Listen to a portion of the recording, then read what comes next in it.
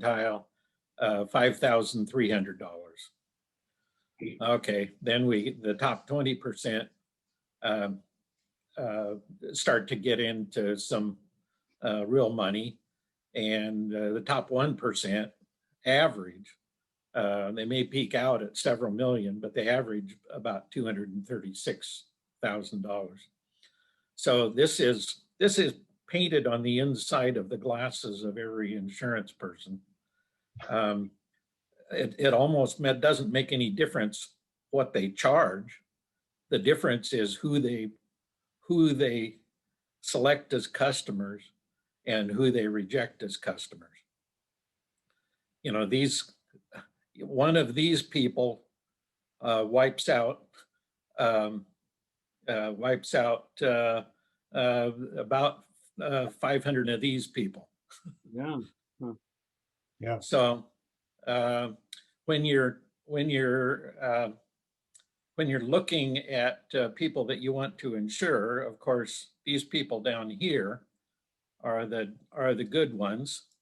And let me see. Different insurance pools are on different parts of the graph. Down here, the low ones, these are self-insured employers with young employees. They actually may be running as little as 1/10 of the cost as some other people, because these people tend to be down in their 20s and 30s. These people, not all of them, but tend to be a little older.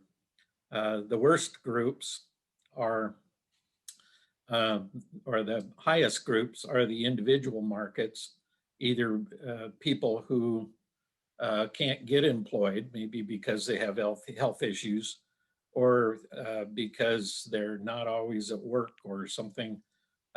They tend to wash out of the system. So the individual insurance market is currently the sort of the last resort, but they're kind of in their own pool. They're not in the same pool as these people. So with a public option, as Mike said, what do you think is going to happen here? Yeah.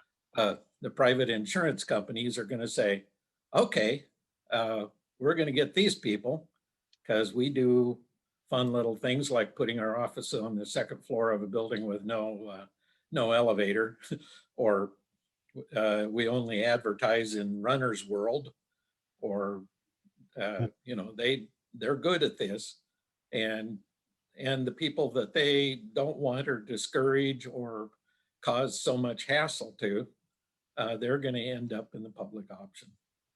And this is pretty much what has one of the two factors that has destroyed all public options, is that you just can't run a business that way. So there are other things to be said about the bill that's in the legislature right now. It's basically a Medicaid or a Medicare option that currently doctors who accept, or providers who accept Medicaid or Medicare patients tend to limit the amount that they will accept.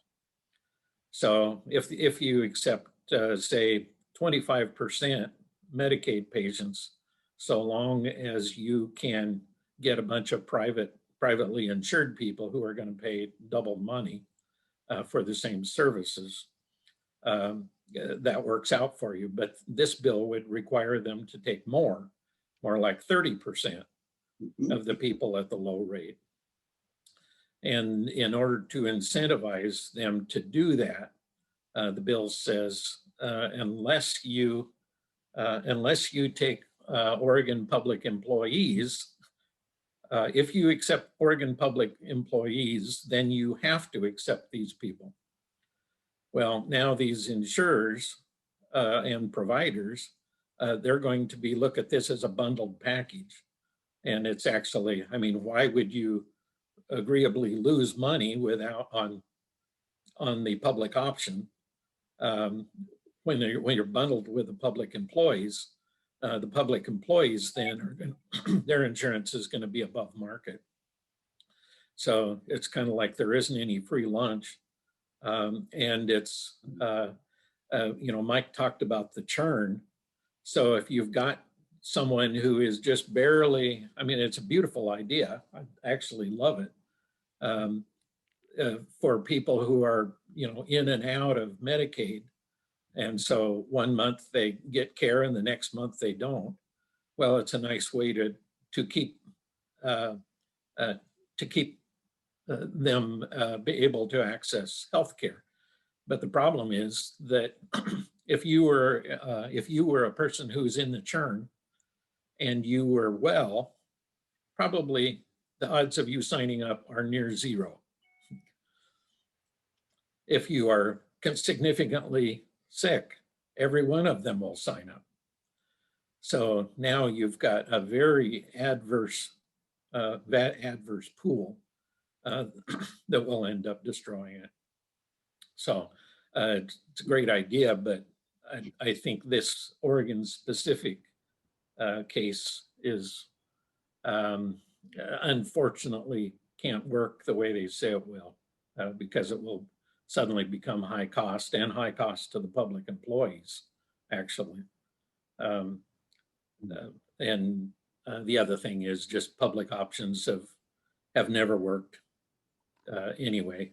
Sam Metz talks about 24 different states or other places have tried public option. 4 of them are still in business only because they got bought out by a private insurance company.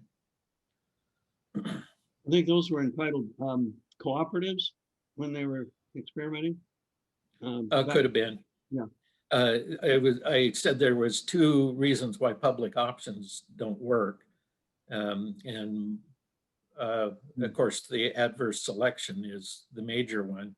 But also, I think a lot of good-hearted people kind of don't realize how efficient insurance companies really are at doing what they do. I mean, it takes money to print cards. It takes money to process claims. It takes and it actually takes a fair amount of capital to fund your reserve accounts.